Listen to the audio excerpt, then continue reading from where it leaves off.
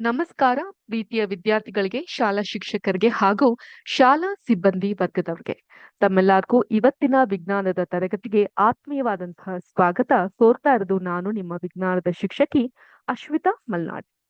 ಪ್ರಿಯ ವಿದ್ಯಾರ್ಥಿಗಳೇ, ಜೀವಕ್ರಿಯೆಗಳು ಈ ಒಂದು ಪಾಠವನ್ನ ನಾವು ಸುಮಾರಷ್ಟು ದಿನಗಳಿಂದ ಕಲಿತಾ ಹೋಗ್ತಾ ಇದೀವಿ. ಬಹಳ ದೊಡ್ಡದಾದಂತ ಅಷ್ಟೇ ಪರಿಣಾಮಕಾರಿ ವಿಷಯಗಳನ್ನ ಹೊಂದಿರುವಂತಹ ಪಾಠ ಜೀವಕ್ರಿಯೆಗಳು.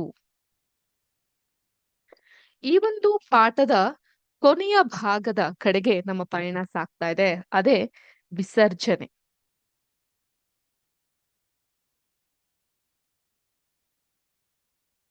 ವಿಸರ್ಜನೆ ಅಂತ ಹೇಳಿದ್ರೆ ಏನು? ಎಕ್ಸ್ಕ್ರೀಷನ್ ಮೇಡಮ್ ಅಂತ ಹೇಳ್ಬಹುದು. ಅದು ಅದರ ಇಂಗ್ಲಿಷ್ ತರ್ಜುಮೆ ಆಗುತ್ತೆ ಅಷ್ಟೆ. ಆದ್ರೆ ವಿಸರ್ಜನೆ ಅಂತ ಹೇಳಿದ್ರೆ ಜೀವಿಗಳು ತಮ್ಮ ದೇಹದಲ್ಲಿ ಉತ್ಪತ್ತಿಯಾಗುವ ಚಯಾಪಚಯ ತ್ಯಾಜ್ಯ ಪದಾರ್ಥಗಳನ್ನ ಚಯಾಪಚಯ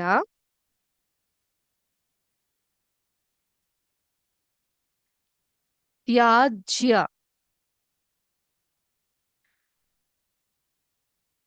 ಪದಾರ್ಥಗಳನ್ನು ಹೊರಕ್ಕೆ ಹಾಕುವ ಪ್ರಕ್ರಿಯೆಗೆ ವಿಸರ್ಜನೆ ಅಥವಾ ವಿಸರ್ಜನೆಯ ಕ್ರಿಯೆ ಅಂತ ಕರಿತೀವಿ. ಏನು?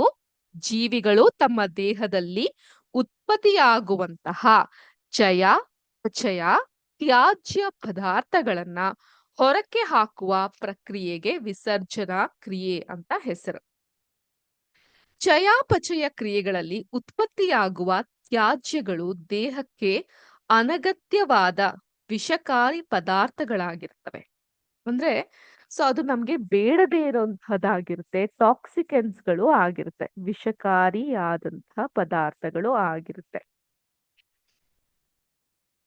ದೇಹವು ಈ ಪದಾರ್ಥಗಳನ್ನ ನಿಯಮಿತವಾಗಿ ಹೊರ ಹಾಕದೇ ಇದ್ದಲ್ಲಿ ಅವು ದೇಹದಲ್ಲಿ ಅಪಾರ ಪ್ರಮಾಣದಲ್ಲಿ ಸಂಗ್ರಹಗೊಳ್ಳುತ್ತಾ ಹೋಗುತ್ತೆ. ಇದರಿಂದ ದೇಹದ ಪ್ರಮುಖ ಅಂಗಾಂಗಗಳಿಗೆ ಹಾನಿ ಸಂಭವಿಸಬಹುದು. ಅವುಗಳ ಕಾರ್ಯನಿರ್ವಹಣೆಯ ಮೇಲೆ ವ್ಯತಿರಿಕ್ತ ಪರಿಣಾಮ ಉಂಟಾಗಬಹುದು ಮತ್ತು ಜೀವಿಗಳು ಸಾವಿಗೂ ಕಾರಣವಾಗಬಹುದು. ಕೆಲವ್ರಿಗೆ ಈ ಮೂತ್ರಪಿಂಡದ ಸಮಸ್ಯೆಗಳಿರುತ್ತೆ, ಕಿಡ್ನಿ ಫೇಲ್ಯೂರ್ ಅಂತ ಹೇಳ್ತೀವಿ. ಅಂತಹ ಸಮಯದಲ್ಲಿ ಏನಾಗುತ್ತೆ, ದೇಹದಿಂದ ಮಲಮೂತ್ರಗಳು ಎರಡೂ ಕೂಡ ಸರಿಯಾಗಿ ವಿಸರ್ಜನೆ ಆಗ್ತಾ ಇರೋದಿಲ್ಲ. ಅದು ಬ್ಯಾಕ್ ನಮ್ಮ ದೇಹದ ಒಳಗೆ ಮತ್ತೆ ವಾಪಸ್ ಬಂದಾಗ ಏನಾಗುತ್ತೆ, ಅದು ಬೇರೆ ಅಂಗಾಂಗಗಳಲ್ಲಿ ಕಾರ್ಯನಿರ್ವಹಣೆ ಮಾಡುವಂತಹ ಒಂದು ಸಮಸ್ಯೆಗಳು ಉಂಟಾಗಿ ವ್ಯತಿರಿಕ್ತವಾದಂತಹ ಪರಿಣಾಮ ಉಂಟಾಗಬಹುದು. ಆದ್ರಿಂದ ಜೀವಿಗಳು ತಮ್ಮ ದೇಹದಲ್ಲಿ ಉತ್ಪತ್ತಿಯಾಗುವ ಚಯಾಪಚಯ ತ್ಯಾಜ್ಯ ಮತ್ತು ರಾಸಾಯನಿಕಗಳನ್ನ ದೇಹದಿಂದ ಆಗಾಗ್ಗೆ ಹೊರಹಾಕುವುದು ಬಲು ಮುಖ್ಯವಾದಂತಹ ಜೀವ ಪ್ರಕ್ರಿಯೆ. ಎಷ್ಟೊಂದ್ ಸಲ ಏನಾಗುತ್ತೆ, ಈ ಚಿಕ್ಕ ಮಕ್ಕಳು ಅಂದ್ರೆ ನವಜಾತ ಶಿಶುಗಳು, ಅವಕ್ಕೆ ಸಾಕಷ್ಟು ಪ್ರಮಾಣದಲ್ಲಿ ದೇಹದಲ್ಲಿ ಊಟ ಅನ್ನೋದು ಸಿಗೋದಿಲ್ಲ ಅಲ್ವಾ. ತಾಯಿಯ ಎದೆ ಹಾಲು ಒಂದೇ ಅವಕ್ಕೆ ಸಿಗುವಂತಹ ಊಟ. ಅದರಲ್ಲಿ ಏನಾದ್ರೂ ವ್ಯತಿರಿಕ್ತವಾದಂತಹ ಪರಿಣಾಮ ಆದಾಗ ಎಷ್ಟೊಂದ್ಸಲ ಮಲಮೂತ್ರ ಅನ್ನೋದು ವಿಸರ್ಜನೆ ಮಾಡೋದೇ ಇಲ್ಲ. ಅದೊಂಥರ ಹೊಟ್ಟೆ ಉಬ್ಬರ ಆದಂಗ ಆಗುತ್ತೆ. ಆಗೆಲ್ಲ ಈ ಒಂದು ಎನಿಗ್ಮಾ ಅಂತ ಬರುತ್ತೆ. ಎನಿಗ್ಮಾನ ಇನ್ಸರ್ಟ್ ಮಾಡಿ ಹೊಟ್ಟೆನ ಕ್ಲೀನ್ ಮಾಡ್ಬೇಕಾಗತ್ತೆ. ದೊಡ್ಡವ್ರಿಗೂ ಅಷ್ಟೇ, ತೀರಾ ವಯಸ್ಕರು ವಯೋವೃದ್ಧರುಗಳಲ್ಲೂ ಸಹ ಇಂತಹ ಸಮಸ್ಯೆಗಳು ಉಂಟಾಗ್ತಾ ಇರುತ್ತೆ. ಆದ್ರಿಂದ ಮನುಷ್ಯನ ದೇಹಕ್ಕೆ ನೋಡಿ ಮಕ್ಕಳೇ, ಪ್ರತಿಯೊಂದು ಅಂಗಾಂಗಗಳು ತನ್ನದೇ ಆದಂತಹ ಕಾರ್ಯವೈಖರಿಯನ್ನ ಹೊಂದಿರುತ್ತೆ.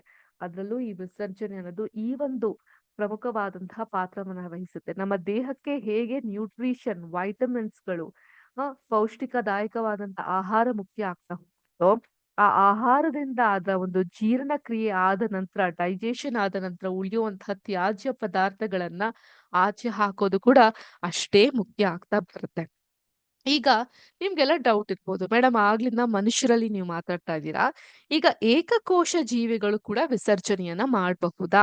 ಏಕಕೋಶೀಯ ಯೂನಿಸೆಲ್ಯುಲಾರ್ ಆರ್ಗ್ಯಾನಿಸಮ್ ಲೈಕ್ ಅಮೀಬಾ, ಪ್ಯಾರಾಮಶಿಯಂ ಇವುಗಳು ಕೂಡ ವಿಸರ್ಜನೆ ಮಾಡಬಹುದಾ ಅನ್ನುವಂತಹ ಅನುಮಾನಗಳು ಇರಬಹುದು. ಈಗ ಏಕಕೋಶ ಜೀವಿಗಳಲ್ಲಿ ಏನಾಗುತ್ತೆ, ವಿಸರಣೆ ಅಂತ ಬಲು ಸರಳ ವಿಧಾನದಲ್ಲಿ ವಿಸರ್ಜನೆ ಕ್ರಿಯೆ ನಡೆಯುತ್ತೆ. ಅವ್ರಿಗೆ ಏಕಕೋಶೀಯ ಜೀವಿಗಳಲ್ಲಿ ವಿಸರಣೆ ಅನ್ನುವಂತಹ ಒಂದು ತುಂಬಾ ಸಂಕೀರ್ಣವಲ್ಲದೇ ಇರುವಂತಹದ್ದು, ಸರಳವಾಗಿರುವಂತಹ ಒಂದು ಕ್ರಿಯೆ ಅಂತ ಹೇಳ್ಬಹುದು. ಆ ಒಂದು ವಿಧಾನದಲ್ಲಿ ವಿಸರ್ಜನಾ ಕ್ರಿಯೆ ನಡೆಯುತ್ತೆ. ದೇಹದಲ್ಲಿ ಚಯಾಪಚಯ ತ್ಯಾಜ್ಯಗಳ ಸಾರತೆ ಅಧಿಕಗೊಂಡಾಗ ಅವು ವಿಸರಣೆಯ ಸರಳ ವಿಧಾನದ ಮೂಲಕ ಈ ತ್ಯಾಜ್ಯವನ್ನ ದೇಹದ ಸುತ್ತಲಿನ ನೀರಿಗೆ ಹೊರಹಾಕ ಸೊ ದೇಹದಿಂದ ವಿಸರಣೆಯ ಮೂಲಕ ಇದು ಸುತ್ತಲಿರುವಂತಹ ನೀರಿಗೆ ಹೊರಹಾಕ್ತಾ ಹೋಗುತ್ತೆ. ಅದೇ ರೀತಿ ಈಗ ಇದು ಬಂದು ಯೂನಿಸೆಲ್ಯುಲರ್ ಅಥವಾ ಏಕಕೋಶೀಯ ಜೀವಿಗಳಾಗಿರಬಹುದು. ಅದೇ ರೀತಿ ಸಸ್ಯಗಳಲ್ಲೂ ಕೂಡ ತ್ಯಾಜ್ಯ ಪದಾರ್ಥಗಳನ್ನ ಹೊರಹಾಕಲು ಬಳಸುವ ವಿಧಾನ ಏನಾದ್ರೂ ಇದೆಯಾ ಅಂತ ಹೇಳಿದ್ರೆ, ಸಸ್ಯಗಳ ಶರೀರದಲ್ಲಿ ಹಲವು ತ್ಯಾಜ್ಯ ಪದಾರ್ಥಗಳು ಉತ್ಪಾದನೆಯಾಗುತ್ತೆ. ಇವುಗಳಲ್ಲಿ ಉಸಿರಾಟದ ಪ್ರಕ್ರಿಯೆಯಲ್ಲಿ ಉತ್ಪತ್ತಿಯಾಗುವಂತಹ ಕಾರ್ಬನ್ ಡೈಆಕ್ಸೈಡ್ ಮತ್ತು ನೀರು, ಪ್ರೋಟೀನ್ಗಳ ಚಯಾಪಚಯ ಕ್ರಿಯೆಯಲ್ಲಿ ಉತ್ಪತ್ತಿಯಾಗುವಂತಹ ನೈಟ್ರೋಜನ್ ಯುಕ್ತ ತ್ಯಾಜ್ಯಗಳು ಪ್ರಮುಖವಾದದ್ದು.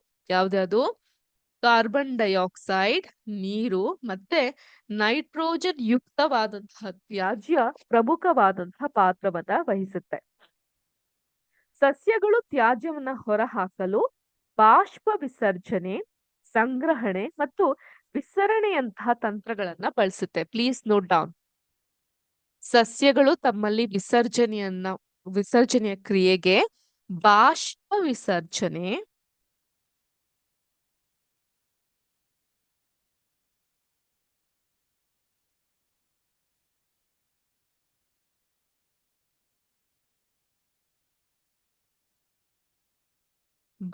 ವಿಸರ್ಜನೆ, ಸಂಗ್ರಹಣೆ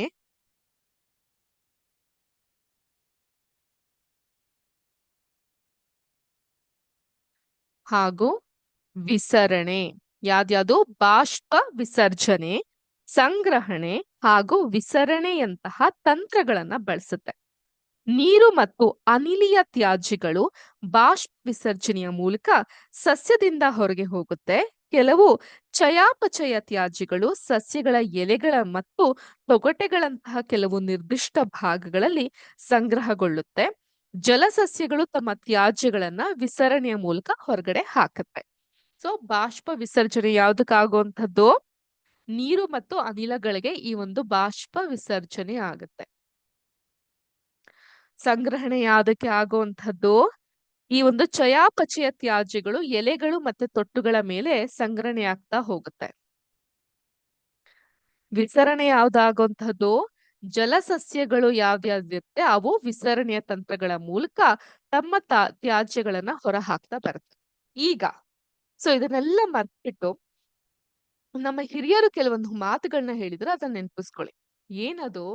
ಸಾಮಾನ್ಯವಾಗಿ ಯಾವುದೇ ಗಿಡವಾಗ್ಲಿ ಮರವಾಗ್ಲಿ ಬೆಳಗಿನ ಸಮಯ ನಾವು ವಾಯು ವಿಹಾರ ಮಾಡ್ಬೇಕು. ವಾಯು ವಿಹಾರ ಅಂದ್ರೆ ವಾಕಿಂಗ್, ಅಥವಾ ಯಾವುದೇ ಪೂಜೆ ಪುನಸ್ಕಾರಗಳಿದ್ರು ಕೂಡ ಬೆಳಗಿನ ಜಾವದ ಸಮಯದಲ್ಲಿ ಈಗ ಮರಕ್ಕೆ ಪ್ರದಕ್ಷಿಣೆ ಹಾಕುವಂಥದ್ದು. ಈಗ ತಾನೇ ಧನುರ್ಮಾಸ ಕಳೀತು. ಧನುರ್ಮಾಸದಲ್ಲಿ ಏನ್ ಮಾಡ್ತಾ ಇದೀವಿ ನಾವೆಲ್ಲ? ಅಶ್ವತ್ಥ ವೃಕ್ಷ, ಆಲದ ಮರಕ್ಕೆ ಪ್ರದಕ್ಷಿಣೆ ಹಾಕುವಂತ ಕೆಲಸಗಳು, ಪೂಜೆಗಳು ಮಾಡ್ತಾ ಇದ್ರೆ ಯಾರಾದ್ರೂ 10th ಅಲ್ಲಿ ಒಳ್ಳೆ ಮಾರ್ಕ್ಸ್ ಬರ್ಲಿ, ಒಳ್ಳೆ ಡಿಸ್ಟಿಂಕ್ಷನ್ ಅಲ್ಲಿ ಪಾಸ್ ಆಗ್ಬಿಡೋಣ ಅಂತ. ಸರಿ. ಸೊ ಈಗ ಯಾಕೆ ಬೆಳಗಿನ ಜಾವಾನೆ ಈ ಒಂದು ಕೆಲ್ಸವನ್ನ ಮಾಡ್ಬೇಕು ಅಂತ ಹೇಳ್ತಿರ್ತಾರೆ? ಯಾಕೆ ಅಂತ ಹೇಳಿದ್ರೆ, ಬೆಳಗಿನ ಜಾವ ಸಸ್ಯಗಳು ಮರಗಳಿಂದ ಹೊರಸೂಸುವಂತಹ ಗಾಳಿ ಯಥೇಚ್ಛವಾಗಿ ಆಮ್ಲಜನಕವನ್ನ, ಶುದ್ಧವಾದಂತಹ ಆಮ್ಲಜನಕವನ್ನ ಹೊಂದಿರುತ್ತೆ. ಅದು ನಮ್ಮ ದೇಹದಲ್ಲಿ ಉಸಿರಾಟದ ಮೂಲಕ ನಾವು ತೆಗೆದುಕೊಂಡಾಗ ದೇಹ ಶುದ್ಧಿ ಆಗ್ಲಿಕ್ಕೆ, ಅಂಗಾಂಗಗಳು ಶುದ್ಧಿ ಆಗ್ಲಿಕ್ಕೆ, ಎಸ್ಪೆಷಲಿ ನೋಡಿ ಹೆಣ್ಮಕ್ಳಿಗೆ ಆಲದ ಮರವನ್ನ ಸುತ್ತಬೇಕು ಅಂತ ಹೇಳ್ತಾರೆ. ಯಾಕಂದ್ರೆ ಆಲದ ಮರದಿಂದ ಸಿಗುವಂತಹ ಒಂದು ಅನಿಲ ಏನಿದೆ, ಗರ್ಭಕೋಶವನ್ನ ಶುದ್ಧಿ ಮಾಡ್ಲಿಕ್ಕೆ ಅದು ಬಳಸ್ತಾ ಹೋಗ್ತಾರೆ. ಆ ಕಾರಣದಿಂದ ಅದೇ ಕೆಲಸವನ್ನ ಸಂಜೆಯ ನಂತರ, ಸೂರ್ಯಾಸ್ತದ ನಂತರ ಮಾಡಬಾರ್ದು. ಯಾವುದೇ ಕಾರಣಕ್ಕೂ ಗಿಡಗಳ ಮಧ್ಯೆ, ಮರಗಳ ಮಧ್ಯೆ ಹೋಗಿ ನಾವು ಇರಬಾರ್ದು ಅಂತ ಹೇಳ್ತಾರೆ. ಕಾರಣ ಯಾಕೆ? ಸೊಳ್ಳೆ ಕಡಿಯುತ್ತೆ ಮೇಡಮ್, ಆ ಕಾರಣಕ್ಕೆ ಇರಬಹುದು. ಸೊಳ್ಳೆ ಕಾಟ ಒಂದಿರಬಹುದು. ಅದಕ್ಕಿಂತ ಹೆಚ್ಚಾಗಿ ಅಂಥ ಸಂದರ್ಭದಲ್ಲಿ ಬಾಷ್ಪ ವಿಸರ್ಜನೆ ಆಗುತ್ತೆ. ಬೇಡದೇ ಇರುವಂತಹ ಅನಿಲಗಳು, ಕಾರ್ಬನ್ ಡೈಆಕ್ಸೈಡ್ ಅಂತಹ ಅನಿಲಗಳು ಅಂದ್ರೆ ವೇಸ್ಟೇಜ್ ಏನಿದೆ ಅದರ ವಿಸರ್ಜನೆ ಆಗುವಂತಹ ಸಮಯ ಅದು. ಆ ಕಾರಣಕ್ಕೆ ಮರಗಳನ್ನ ಸುತ್ತಬಾರ್ದು ಸಂಜೆಯ ಸಮಯದಲ್ಲಿ ಅಂತ ಹೇಳ್ತಾರೆ. ಸುಮ್ನೆ ಹೇಳ್ತಾರ ನಮ್ ಹಿರಿಯರು? ಅದಕ್ಕೊಂದು ಅರ್ಥ ಅನ್ನೋದು ಇರುತ್ತೆ. ಅದೇ ರೀತಿ ಸಂಗ್ರಹಣೆ. ಸಂಗ್ರಹಣೆ ಅಂತ ಹೇಳಿದ್ರೆ ಈ ಎಲೆಗಳಾಗಿರ್ಬಹುದು, ತೊಟ್ಟುಗಳಾಗಿರ್ಬಹುದು, ಅದು ಎಂಥ ಆರೋಗ್ಯಕರವಾದಂತಹದ್ದೇ ಆಗಿದ್ರು ಕೂಡ ತೊಳಿದೆ ಹಾಗೆ ತಿನ್ಬಾರ್ದು ಅಂತ ಹೇಳ್ತಾರೆ. ಈಗ ಈ ದೊಡ್ಡ ಪತ್ರೆ ಎಲೆಗಳಾಗಿರ್ಬಹುದು, ಬ್ರಾಹ್ಮಿ ಎಲೆಗಳಾಗಿರ್ಬಹುದು, ಒಂದೆಲ್ಗ ಸೊಪ್ಪಾಗಿರಬಹುದು, ಇವ್ನ ಏನ್ ಮಾಡ್ತೀವಿ, ಸಿಕ್ತಾ ತಗೋ ಕುಯ್ದು ಬಾಯಿಗೆ ಹಾಕೊಂಡು ತಿಂತೀವಿ. ಏನ್ ಹೇಳ್ತಾರೆ, ಚೆನ್ನಾಗಿ ತೊಳೆದು ತಿನ್ಬೇಕು ಅಂತ ಹೇಳ್ತಾರೆ. ಯಾತಕ್ಕೆ ಹೇಳೋದು? ಯಾಕಂದ್ರೆ ಅಲ್ಲೂ ಕೂಡ ವಿಸರ್ಜನೆ ಅನ್ನೋದು ಎಲೆಗಳು ಹಾಗೂ ತೊಟ್ಟುಗಳಲ್ಲಿ ಸಂಗ್ರಹಣೆ ಆಗ್ತಾ ಹೋಗುತ್ತೆ. ಇನ್ನು ಜಲಸಸ್ಯಗಳ ಬಗ್ಗೆ ನಾವು ಅಷ್ಟೊತ್ತು ತಲೆ ಕೆಡ್ಸ್ಕೊಳಕ್ ಹೋಗಲ್ಲ, ಯಾಕಂದ್ರೆ ಅದು ನಮ್ ಕೈಗೆ ಎಟ್ಕಲ್ಲ ಅಲ್ವಾ? ಸೊ ಆದ್ರಿಂದ ನಮ್ಮ ಹಿರಿಯರು ಕೂಡ ಈ ವಿಸರ್ಜನೆಯ ಬಗ್ಗೆ ತಿಳಿದಿದ್ರು. ಅದಕ್ಕೋಸ್ಕರ ಕೆಲವೊಂದು ಕಾಯ್ದೆ ಕಟ್ಲೆಗಳು ಮಾಡ್ತಾರೆ. ಸುಮ್ನೆ ನೀವು ಹೋಗಿ ಸುತ್ಬೇಡಿ ಅಂದ್ರೆ ಏನಾಗುತ್ತೆ ನೋಡೋಣ ಅಂತ ಸುತ್ತ ಬಿಡ್ತೀರಾ. ಅದಕ್ಕೇನಾದ್ರೂ ಭಯಾನಕವಾದದ್ ಹೇಳಿದ್ರೆ, ಸಂಜೆ ಹೊತ್ತು ಮರಗಳ ಹತ್ರ ದೆವ್ವಗಳು ಇರುತ್ತೆ, ಈ ರೀತಿ ಹೇಳಿದ್ರೆ ಖಂಡಿತವಾಗ್ಲೂ ಆ ಕೆಲಸ ಮಾಡಕ್ ಹೋಗಲ್ಲ ಅಲ್ವಾ? ಸೊ ಆ ಕಾರಣದಿಂದಾನೇ ಈ ಕಟ್ಟುಕತೆಗಳು, ಮೂಢನಂಬಿಕೆಗಳು ಅಂತ ಶುರುವಾಗಿದ್ದು, ಅದ್ರ ಹಿಂದೆ ಯಾವ್ದೋ ಒಂದು ಲಾಜಿಕ್ ಇರಬಹುದು. ಪ್ರತಿಯೊಂದು ಮೂಢನಂಬಿಕೆಗಳ ಹಿಂದೆನೂ ಒಂದು ಲಾಜಿಕ್ ಇದೆ ಅಂತ ನಾನು ಹೇಳಲಾರೆ. ಬಟ್ ಕೆಲವೊಂದ್ರ ಹಿಂದೆ ಏನೋ ಒಂದು ವಿಷಯಗಳು ಅಡಗಿರಬಹುದು. ಅದ್ರ ಬಗ್ಗೆ ನಮ್ಗೆ ತಿಳಿದಿರೋದಿಲ್ಲ.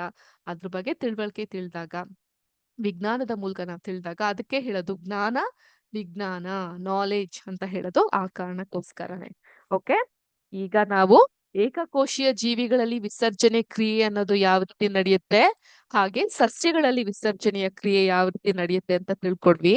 ಮುಂದೆ ಮನುಷ್ಯರ ದೇಹದಲ್ಲಿ ಇರುವ ವಿವಿಧ ವಿಸರ್ಜನಾ ಅಂಗಗಳ ಬಗ್ಗೆ ನಾವು ತಿಳ್ಕೊಳ್ತಾ ಹೋಗೋಣ.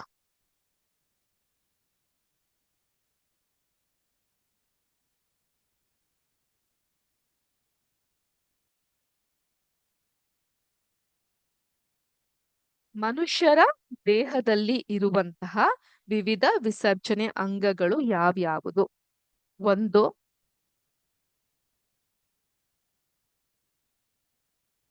ಚರ್ಮ. ಹೇಗ್ ಮೇಡಮ್ ಚರ್ಮದಿಂದ ಏನ್ ವಿಸರ್ಜನೆ ಆಗುತ್ತೆ? ಒಂದ್ ಸ್ವಲ್ಪ ನಿಮ್ಮ ಶಾಲಾ ಗ್ರೌಂಡ್ ಇದ್ರೆ ಅದ್ರೊಂದ್ 5-6 ಸುತ್ತು ಓಡಿ. ಏನಾಗುತ್ತೆ ನಿಮ್ಗೆ? ಬೆವರು ಕಿತ್ಕೊಂಡ್ ಬರುತ್ತೆ ಅಲ್ವಾ? ಸೊ ಅಥವಾ ಪರೀಕ್ಷೆಯ ಡೇಟ್ ಕೂಡ ಅನೌನ್ಸ್ ಮಾಡಿದ್ದಾರೆ ಸರ್ಕಾರ.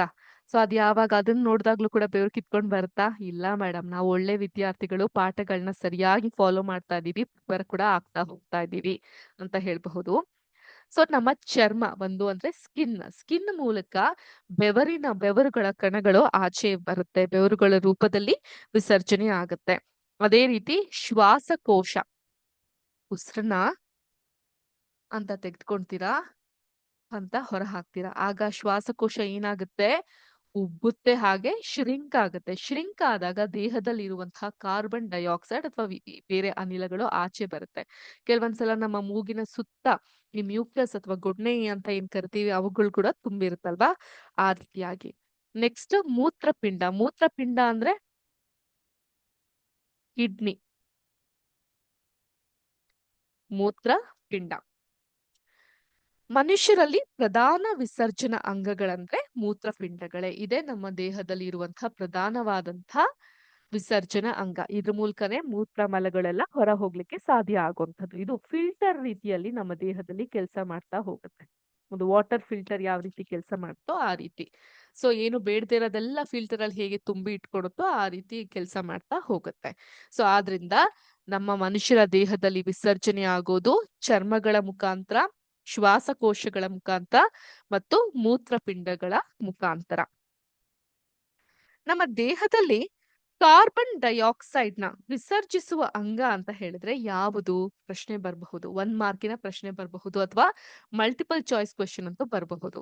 ಕಾರ್ಬನ್ ಡೈಆಕ್ಸೈಡ್ ನ ವಿಸರ್ಜಿಸುವ ಅಂಗ ಅಂದ್ರೆ ಚರ್ಮನ? ಇಲ್ಲ. ಮೂತ್ರಪಿಂಡನ? ಇಲ್ಲ. ಶ್ವಾಸಕೋಶ. ಶ್ವಾಸಕೋಶ ನಮ್ಮ ದೇಹದಲ್ಲಿ ಕಾರ್ಬನ್ ಡೈಆಕ್ಸೈಡ್ ನ ವಿಸರ್ಜಿಸುವಂತಹ ಅಂಗ. ಅರ್ಥ ಆಯ್ತಾ?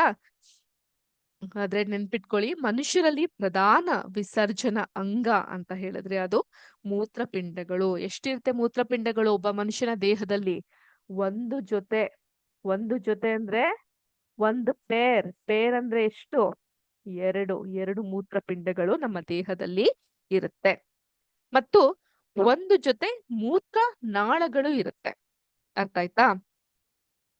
ಸೊ ವಿಸರ್ಜನಾ ಅಂಗಗಳ ಭಾಗಗಳು ಅಂತ ಹೇಳಿದ್ರೆ ಒಂದು ಜೊತೆ ಮೂತ್ರಪಿಂಡ,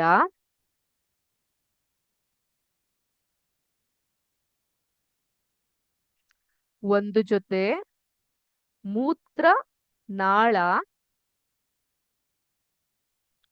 ಮತ್ತು ಒಂದೇ ಒಂದು ಮೂತ್ರಕೋಶ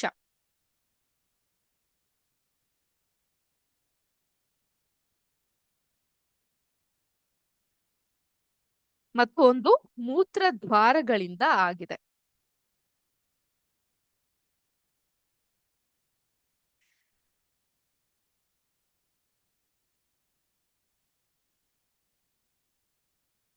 ಬರಬಹುದು 2 ಮಾರ್ಕಿನ ಪ್ರಶ್ನೆ. ಮನುಷ್ಯರಲ್ಲಿರುವಂತಹ ಪ್ರಧಾನ ವಿಸರ್ಜನಾಂಗದ ಭಾಗಗಳನ್ನ ಹೇಳಿ ಅಥವಾ ಡಯಾಗ್ರಾಮ್ ಸಮೇತ ತೋರಿಸಿ ಅಂತ ಅಂದ್ಬಿಟ್ಟು. ಯಾವ್ದ್ಯಾವ್ದು? ಒಂದು ಜೊತೆ ಮೂತ್ರಪಿಂಡ, ಒಂದು ಜೊತೆ ಮೂತ್ರನಾಳ, ಒಂದು ಮೂತ್ರಕೋಶ ಹಾಗೂ ಒಂದು ಮೂತ್ರದ್ವಾರಗಳಿಂದ ಕೂಡಿರುತ್ತೆ. ಯಾವುದು? ಪ್ರಧಾನ ವಿಸರ್ಜನಾ ಅಂಗದ ಭಾಗಗಳು. ಆಯ್ತಾ? ಅದನ್ನ ಚಿತ್ರ ಬರೆದು ಕೂಡ ನಾವ್ ಹೇಳ್ಬಹುದು. ಈಗ ಮೂತ್ರಪಿಂಡದ ಕೆಲಸ ಏನು? ಮೂತ್ರವು ಉತ್ಪತ್ತಿಯಾಗುವಂತಹ ಭಾಗ ಮೂತ್ರಪಿಂಡ. ಮೂತ್ರಪಿಂಡಗಳನ್ನ ಮೂತ್ರಕೋಶಕ್ಕೆ ಸಂಪರ್ಕಿಸುವ ನಾಳ ಅಂದ್ರೆ ಮೂತ್ರನಾಳ. ಅರ್ಥ ಆಯ್ತಾ? ಮೂತ್ರಪಿಂಡವನ್ನ ಮೂತ್ರಕೋಶಕ್ಕೆ ಒಂದು ಸಂಪರ್ಕ ಮಾಡುವಂತಹ, ಕನೆಕ್ಟ್ ಮಾಡುವಂತಹ ಭಾಗ ಅಂದ್ರೆ ಅದು ಮೂತ್ರನಾಳ. ಮತ್ತೆ ಹೊರ ಹೋಗಲು ಪ್ರೇರೇಪಿಸುವ ಮೂತ್ರವು ಸಂಗ್ರಹ ಆಗುವಂತಹ ಭಾಗ ಅಂದ್ರೆ ಮೂತ್ರಕೋಶ, ಯೂರಿನರಿ ಬ್ಲಾಡರ್ ಅಂತ ನಾವ್ ಕರಿತೀವಿ. ಮೂತ್ರಕೋಶಕ್ಕೆ ಏನಂತೀವಿ? ಯೂರಿನರಿ ಬ್ಲಾಡರ್ ಅಂತ ಹೇಳ್ತೀವಿ. ಮತ್ತು ಒಂದು ಮೂತ್ರಕೋಶ ಮತ್ತು ಒಂದು ಮೂತ್ರದ್ವಾರಗಳಿಂದ ಕೂಡಿರುತ್ತೆ ಅಂತ ನಾನು ಹೇಳಿದ್ದೆ. ಈ ಮೂತ್ರವನ್ನ ದೇಹದಿಂದ ಹೊರ ಹಾಕುವ ಭಾಗ ಅಂದ್ರೆ ಮೂತ್ರದ್ವಾರ. ಸೊ ನೀವ್ ಅದ್ ಯಾವ ರೀತಿ ಫಂಕ್ಷನ್ ಮಾಡುತ್ತೆ ಅನ್ನೋದನ್ನ ತುಂಬಾ ಕ್ಲಿಯರ್ ಆಗಿ ಅರ್ಥ ಮಾಡ್ಕೊಳ್ಬೇಕಾಗತ್ತೆ. ಮೂತ್ರವು ಉತ್ಪತ್ತಿಯಾಗುವಂತಹ ಭಾಗ ಯಾವುದು? ಮೂತ್ರಪಿಂಡ. ಈ ಮೂತ್ರಪಿಂಡವನ್ನ ಈ ಮೂತ್ರಕೋಶಕ್ಕೆ ಸಂಪರ್ಕ ಮಾಡ್ಬೇಕಲ್ಲ, ಸಂಪರ್ಕ ಮಾಡುವಂತಹ ನಾಳ ಯಾವುದು? ಮೂತ್ರನಾಳ. ಕೊಳಾಯಿ ರೀತಿಯಲ್ಲಿ ಕೆಲಸ ಮಾಡುತ್ತೆ. ಈ ಮೂತ್ರಕೋಶದಲ್ಲಿ ಆದಂತಹ ಮೂತ್ರವು ಸಂಗ್ರಹಣೆಗೊಳ್ಳುತ್ತೆ, ಸ್ಟೋರ್ ಆಗುತ್ತೆ ಇಲ್ಲಿ. ಅದಾದ ನಂತರ ಈ ಮೂತ್ರಕೋಶದಿಂದ ಹೊರ ಹೋಗ್ಲಿಕ್ಕೆ ಮೂತ್ರದ್ವಾರ, ದ್ವಾರ ಅಂದ್ರೆ ಬಾಗಿಲು ಅಂತ ಹೇಳ್ತೀವಿ, ಹೊರ ಹಾಕುವ ಭಾಗ ಮೂತ್ರದ್ವಾರವಾಗಿರುತ್ತೆ. ಈಗ ನಿಮ್ಗೆ ಬರಬಹುದು ಈ ಒಂದು ಭಾಗದ ಚಿತ್ರವನ್ನ ಬಿಡಿಸಿ ಅಂತ.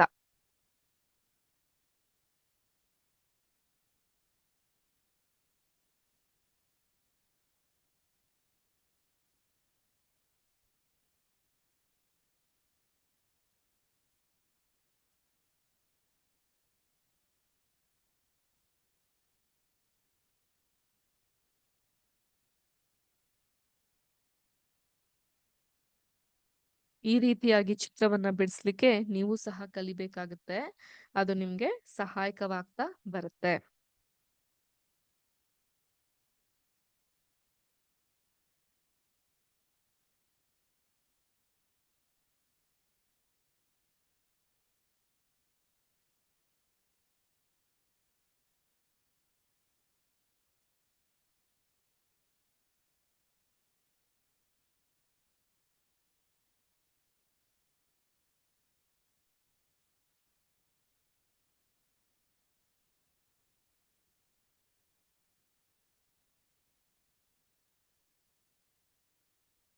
ಸಾಧ್ಯವಾದಷ್ಟು ನಿಮ್ಗೆ ಕ್ಲಿಯರ್ ಆಗಿ ಕಾಣಿಸ್ಲಿ ಅನ್ನೋ ಪ್ರಯತ್ನದಲ್ಲಿ ನಾವಿದೀವಿ. ಯಾಕಂದ್ರೆ ಕ್ಯಾಮ್ರಾ ಇರೋದ್ರಿಂದ ಇಷ್ಟು ಕ್ಲಿಯರ್ ಆಗಿ ನಾವು ಮಾಡುವಂತಹ ಪ್ರಯತ್ನದಲ್ಲಿ ಇರ್ತೀವಿ. ಅರ್ಥ ಆಯ್ತಾ? ಸೊ ಈ ಒಂದು ಭಾಗವನ್ನ ನಾವ್ ಏನಂತ ಕರಿತೀವಿ? ಎಡ ರೀನಲ್ ಅಪಧಮನಿ. ಅಪಧಮನಿ ಅಭಿಧಮನಿ ಬರೀ ಹೃದಯಕ್ಕೆ ಮಾತ್ರ ಇಲ್ಲ, ಇಲ್ಲೂ ಸಹ ಇರುತ್ತೆ. ಇದನ್ನ ನಾವು ಎಡ ರೀನಲ್ ಅಪಧಮನಿ ಅಂತ ಕರಿತೀವಿ. ಅದೇ ರೀತಿ ಇದನ್ನ ನಾವು ಏನಂತೀವಿ? ಕಿಡ್ನಿ, ಎಡ ಮೂತ್ರಪಿಂಡ. ಎಷ್ಟಿರುತ್ತೆ ಮೂತ್ರಪಿಂಡ ಒಬ್ರು ದೇಹದಲ್ಲಿ? ಒಂದು ಜೊತೆ ಅಂದ್ರೆ 2 ಮೂತ್ರಪಿಂಡಗಳಿರುತ್ತೆ. ಎಡ ಮೂತ್ರಪಿಂಡ. ಗೊತ್ತಾಯ್ತಾ? ಇದು ಈ ಭಾಗ ಏನದು? ಎಡ ಮೂತ್ರನಾಳ. ಇದೇ ರೀತಿ ಬಲಗಡೆ ಸಹ ಇರುತ್ತೆ. ಇದು ಬಲ ಮೂತ್ರಪಿಂಡ, ಬಲ ಮೂತ್ರನಾಳ. ಜಾಗದ ಅಭಾವ ಇರೋದ್ರಿಂದ ಈ ರೀತಿಯಾಗಿ ನಾನು ನಿಮ್ಗೆ ಬರ್ದು ತೋರಿಸ್ತೀನಿ. ಮತ್ತೆ ಇದನ್ನ ಏನಂತೀವಿ, ಯೂರಿನರಿ ಬ್ಲಾಡರ್ ಅಥವಾ ಮೂತ್ರಕೋಶ, ಅದ್ರ ಇಂಗ್ಲಿಷ್ ತರ್ಜುಮೆಯ ಪದವನ್ನ ಕಲಿಯೋದು ಕೂಡ ಅನಿವಾರ್ಯ. ಮತ್ತೆ ಈ ಭಾಗ, ಈ ಪೈಪ್ ತರ ಇರುವಂತಹ ಭಾಗ ಮೂತ್ರ ದ್ವಾರ ಆಗತ್ತೆ. ಜಸ್ಟ್ ಇಮ್ಯಾಜಿನ್, ಈ ಒಂದು ಮೂತ್ರಪಿಂಡದಲ್ಲಿ ಮೂತ್ರಗಳು ಉತ್ಪಾದನೆ ಆಗ್ತಾ ಬರುತ್ತೆ. ಅಂದ್ರೆ ಬೇಡ್ದಿರೋ ವಸ್ತುಗಳು ಇಲ್ಲಿ ಫಿಲ್ಟರ್ ತರ ಸಂಗ್ರಹಣೆ ಆಗ್ತಾ ಬರುತ್ತೆ. ಇಲ್ಲಿಂದ ಮೂತ್ರಕೋಶಕ್ಕೆ, ಯೂರಿನರಿ ಬ್ಲಾಡರ್ಗೆ ಕನೆಕ್ಟ್ ಮಾಡೋದು ಯಾವುದು? ಈ ಮೂತ್ರನಾಳಗಳು. ಎಡ ಮತ್ತೆ ಬಲ ಮೂತ್ರನಾಳಗಳು ಇಲ್ಲಿಗೆ ಕನೆಕ್ಟ್ ಮಾಡ್ತಾ ಹೋಗುತ್ತೆ. ಈ ಭಾಗದಲ್ಲಿ ಏನಾಗುತ್ತೆ, ಹೊರ ಹೋಗಲು ಪ್ರೇರೇಪಿಸುವವರೆಗೂ ಮೂತ್ರವು ಈ ಒಂದು ಯೂರಿನರಿ ಬ್ಲಾಡರ್ ಅಲ್ಲಿ ಅಥವಾ ಮೂತ್ರಕೋಶದಲ್ಲಿ ಸಂಗ್ರಹಣೆ ಆಗುತ್ತೆ.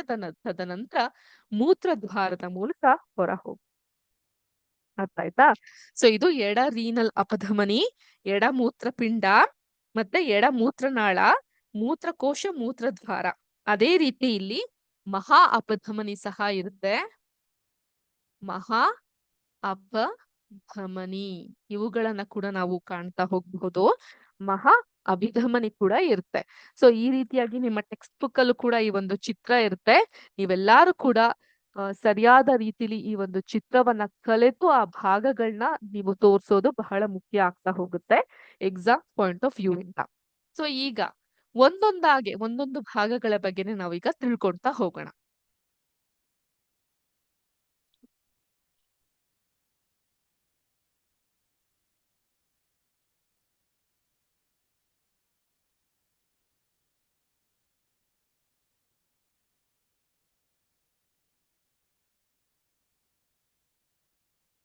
ಮೂತ್ರಪಿಂಡ.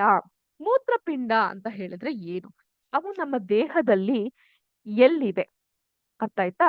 ಸೊ ಮೂತ್ರಪಿಂಡ ಅಂತ ಹೇಳಿದ್ರೆ ಎಲ್ಲಿ, ನಮ್ಮ ದೇಹದಲ್ಲಿ ಎಲ್ಲಿ ಇರಬಹುದು ಅದು? ನೋಡಿ, ನಮ್ಮ ಕಿಬ್ಬೊಟ್ಟೆಯ ಕುಹರದ ಹಿಂಭಾಗದಲ್ಲಿ, ಕಿಬ್ಬೊಟ್ಟೆಯ ಕುಹರದ ಹಿಂಭಾಗದಲ್ಲಿ ನೆಲೆಗೊಂಡಿರುವ ಮತ್ತು ನಮ್ಮ ದೇಹದಲ್ಲಿ ಉತ್ಪತ್ತಿಯಾಗುವಂತಹ ಚಯಾಪಚಯ ತ್ಯಾಜ್ಯಗಳ ವಿಸರ್ಜನೆಯಲ್ಲಿ ನೇರವಾಗಿ ಪಾಲ್ಗೊಳ್ಳುವ ಹುರುಳಿಯ ಆಕಾರದ, ಹುರುಳಿಕಾಳನ್ನ ಕಂಡಿದ್ದೀರಾ? ಬೀನ್ಸ್. ಹುರುಳಿ ಅಂದ್ರೆ ಏನು? ಬೀನ್ಸ್. ಯಾವ ಆಕಾರ ಇರುತ್ತೆ ಬೀನ್ಸ್?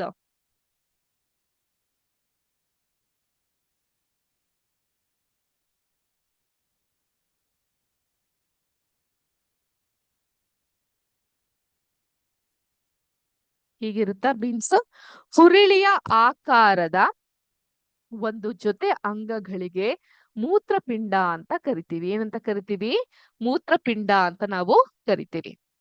ಸೊ ಏನಾಗುತ್ತೆ, ಇದು ನಮ್ಮ ಕಿಬ್ಬೊಟ್ಟೆಯ ಕುಹರದ ಹಿಂಭಾಗದಲ್ಲಿ ಈ ಒಂದು ಮೂತ್ರಪಿಂಡವನ್ನ ನಾವು ಕಾಣಬಹುದು. ಇದು ಹುರುಳಿಯ ಆಕಾರದಲ್ಲಿ ಇರುತ್ತೆ. ಚಯಾಪಚಯ ತ್ಯಾಜ್ಯಗಳನ್ನ ವಿಸರ್ಜನೆ ಮಾಡೋದ್ರಲ್ಲಿ ಇದು ನೇರವಾಗಿ ಬಹು ಮುಖ್ಯವಾಗಿ ಪಾಲ್ಗೊಳ್ತಾ ಹೋಗುತ್ತೆ. ಮೂತ್ರಪಿಂಡಗಳು ದೇಹದ ಉದರದ ಭಾಗದಲ್ಲಿ ಬೆನ್ನೆಲುಬಿನ ಎರಡೂ ಬದಿಯಲ್ಲಿ ತಲಾ ಒಂದೊಂದರಂತೆ ಇರುತ್ತೆ. ಅರ್ಥ ಆಯ್ತಾ? ಅಂದ್ರೆ ಒಂದು ಜೊತೆಯಾಗಿ ಇರುತ್ತೆ. ಸೊ ಈ ನಮ್ಮ ದೇಹದಲ್ಲಿ ಈ ಒಂದು ಮೂತ್ರಪಿಂಡದ ಪಾತ್ರ ಏನಿರಬಹುದು? ನಾ ಆಗ್ಲೇ ಹೇಳ್ದಂಗೆ ರಕ್ತವನ್ನ ಶೋಧಿಸಿ, ಪ್ಲೀಸ್ ನೋಟ್ ಡೌನ್. ರಕ್ತವನ್ನು, what is the function of kidney ಅಂತ ಕೇಳ್ತಾ ಇರೋದು. ಮೂತ್ರಪಿಂಡದ ಪ್ರಮುಖ ಪಾತ್ರವೇನು ಅಂತ ಹೇಳಿದ್ರೆ, ರಕ್ತವನ್ನ ಶೋಧಿಸಿ, ಕುದಿಸಿ ಅಲ್ವಾ ರಕ್ತವನ್ನ ಶೋಧಿಸಿ ಶುದ್ಧೀಕರಿಸಿ, ಪ್ಯೂರಿಫೈಯಿಂಗ್ ದ ಬ್ಲಡ್. ರಕ್ತವನ್ನ ಶೋಧಿಸಿ ಶುದ್ಧೀಕರಿಸಿ ಅದರಲ್ಲಿರುವ ತ್ಯಾಜ್ಯ ಪದಾರ್ಥಗಳನ್ನ ಪ್ರತ್ಯೇಕಿಸಿ ಮೂತ್ರವನ್ನ ಉತ್ಪಾದಿಸುವಂತಹ ಮೂತ್ರಪಿಂಡಗಳ ಪ್ರಧಾನವಾದಂತಹ ಕೆಲಸ. ರಕ್ತವನ್ನ ಶೋಧಿಸಿ ಶುದ್ಧೀಕರಿಸಿ ಅದರಲ್ಲಿರುವಂತಹ ತ್ಯಾಜ್ಯ ಪದಾರ್ಥಗಳನ್ನ, ತ್ಯಾಜ್ಯ ಪದಾರ್ಥಗಳನ್ನ ವಿಂಗಡಿಸಿ ಅಥವಾ ಪ್ರತ್ಯೇಕಿಸಿ ಅಂತ ಬರೀಬಹುದು.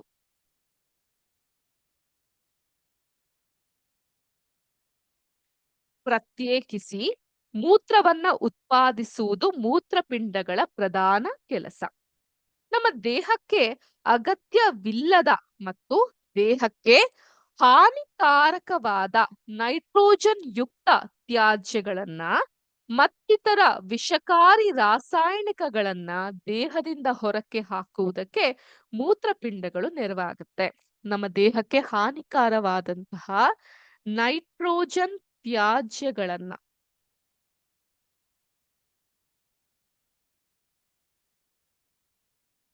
ನೈಟ್ರೋಜನ್ ತ್ಯಾಜ್ಯಗಳನ್ನ ಮತ್ತಿತರ ವಿಷಕಾರಿ ರಾಸಾಯನಿಕವನ್ನ ಬೇರೆ ಬೇರೆಂತಹ ಕೆಮಿಕಲ್ಸ್ ಏನಿರುತ್ತೆ ಅವುಗಳನ್ನ ದೇಹದಿಂದ ಹೊರಕ್ಕೆ ಹಾಕುವುದಕ್ಕೆ ಮೂತ್ರಪಿಂಡಗಳು ನೆರವಾಗುತ್ತೆ.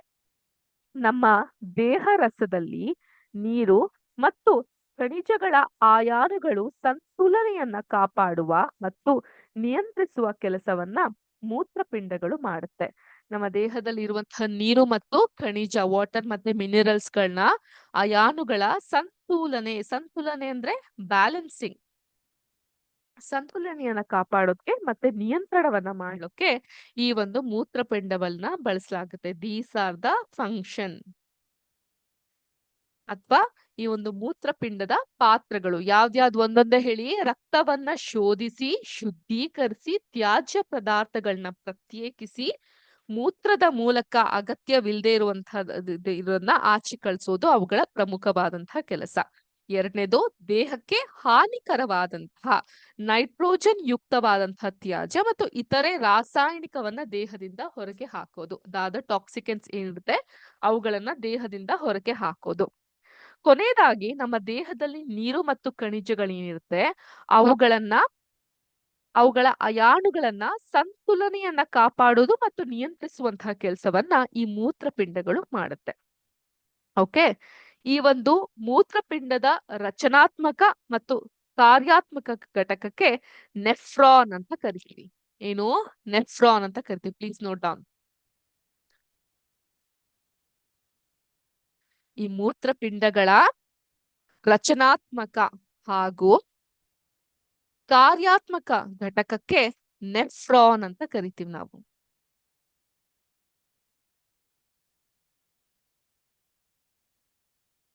ನೆಫ್ರಾನ್ ನೋಟ್ ಮಾಡ್ಕೊಳ್ಳಿ. ಯಾಕೆ ರಚನಾತ್ಮಕ ಮತ್ತು ಕಾರ್ಯಾತ್ಮಕ ಘಟಕದ ಹೆಸರು ನೆಫ್ರಾನ್ ಆಗಿರುತ್ತೆ.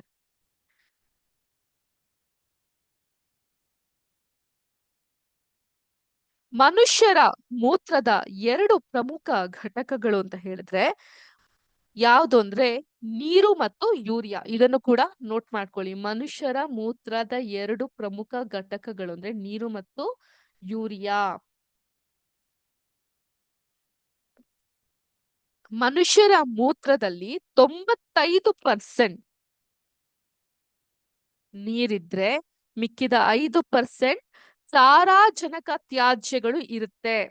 ಸಾರಾಜನಕ ತ್ಯಾಜ್ಯಗಳ ಬಹುಮಟ್ಟಿಗೆ ಯೂರಿಯಾ ಮತ್ತು ಯೂರಿಕ್ ಆಮ್ಲಗಳ ರೂಪದಲ್ಲಿ ಇರುತ್ತೆ. ಯೂರಿಯಾ ಅಥವಾ ಅದು ಯೂರಿಕ್ ಆಮ್ಲ, ಯೂರಿಕ್ ಆಸಿಡ್ ಅಂತ ಕರಿತೀವಿ ನಾವು. ಯೂರಿಕ್ ಆಮ್ಲದ ರೂಪದಲ್ಲಿ ಇರುತ್ತೆ. ತಿಳಿತಾ? ಕನ್ಫ್ಯೂಸ್ ಆಗ್ಬೇಡಿ. ಮೂತ್ರಪಿಂಡಗಳ ರಚನಾತ್ಮಕ ಮತ್ತು ಕಾರ್ಯಾತ್ಮಕ ಘಟಕಕ್ಕೆ ನೆಫ್ರಾನ್ ಅಂತ ನಾವು ಕರಿತೀವಿ. ಅದೇ ರೀತಿಯಲ್ಲಿ ಮೂತ್ರಪಿಂಡಗಳ ಒಂದು ಪ್ರಮುಖ ಘಟಕಗಳು ಅಂದ್ರೆ ನೀರು ಮತ್ತು ಯೂರಿಯಾ. ನೀರು ಅನ್ನೋದು ಮೂತ್ರದಲ್ಲಿ 95% ಅಷ್ಟಿದ್ರೆ ಯೂರಿಯಾ ಅಥವಾ ಯೂರಿಕ್ ಆಮ್ಲ 5% ಇರುತ್ತೆ. ಈ ಸಾರಾಜನಕ ತ್ಯಾಜ್ಯಗಳು ಬಹುಮಟ್ಟಿಗೆ ಯೂರಿಯಾ ಅಥವಾ ಯೂರಿಕ್ ಆಮ್ಲಗಳ ರೂಪದಲ್ಲಿ ಇರುತ್ತೆ. ಮತ್ತೆ ನಮ್ಮ ಶರೀರದಲ್ಲಿ ರಕ್ತದಿಂದ ಮೂತ್ರಕ್ಕೆ ಸೇರ್ಪಡೆ ಆಗುವಂತಹ ಪದಾರ್ಥಗಳಲ್ಲಿ ಯೂರಿಯಾ, ನೀರು, ಹೆಚ್ಚುವರಿ ವಿಟಮಿನ್ಗಳು, ಲವಣಗಳು ಮತ್ತು ಖನಿಜಗಳು ಪ್ರಮುಖವಾಗಿದೆ. ಆದಾಗ್ಯೂ ಮೂತ್ರದಲ್ಲಿ ಇರಬಹುದಾದಂತಹ ಕೆಲವು ಉಪಯುಕ್ತ ವಸ್ತುಗಳು ಶರೀರಕ್ಕೆ ಮರು ಹೀರಿಕೆ ಆಗುತ್ತವೆ. ಉಳಿದವು ಮೂತ್ರದ ಮೂಲಕ ಶರೀರದಿಂದ ಹೊರ ಹೋಗುತ್ತೆ.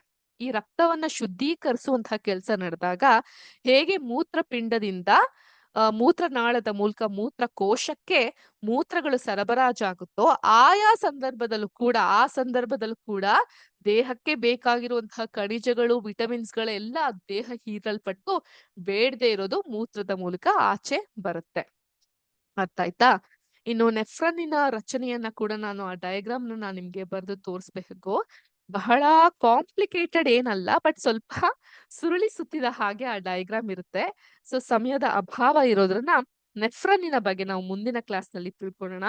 ಸದ್ಯಕ್ಕೆ ಇವತ್ತಿನ ಪಾಠದಲ್ಲಿ ನಾವು ಮಾಡಿದಂತಹ ಮೂತ್ರಪಿಂಡದ ಪಾಠ ನಿಮ್ಮೆಲ್ಲರಿಗೂ ಅರ್ಥ ಆಗಿದೆ ಅಂತ ಭಾವಿಸ್ತೀನಿ. ಯಾರಿಗೂ ಈ ಒಂದು ವಿಷಯದಲ್ಲಿ ಏನು ಸಂಶಯ ಇಲ್ಲ ಅಂತ ಭಾವಿಸ್ತೀನಿ. ಮುಂದಿನ ಕ್ಲಾಸ್‌ನಲ್ಲಿ ಈ ನೆಫ್ರನ್ನಿನ ಬಗ್ಗೆ ಅತಿ ಹೆಚ್ಚು ನಾವು ತಿಳ್ಕೊಂತಾ ಹೋಗೋಣ ಅಂತ ಹೇಳ್ತಾ, ಇಲ್ಲಿಗೆ ಇವತ್ತಿನ ವಿಜ್ಞಾನದ ತರಗತಿಯನ್ನ ಮುಗಿಸ್ತಾ ಇದ್ದೀನಿ. ಎಲ್ಲಾರ್ಗೂ ಶುಭ ದಿನ. ಜೈ ಹಿಂದ್, ಜೈ ಕರ್ನಾಟಕ ಮಾತೆ, ಜೈ ವಿದ್ಯಾಶಕ್ತಿ. ನಮಸ್ಕಾರ.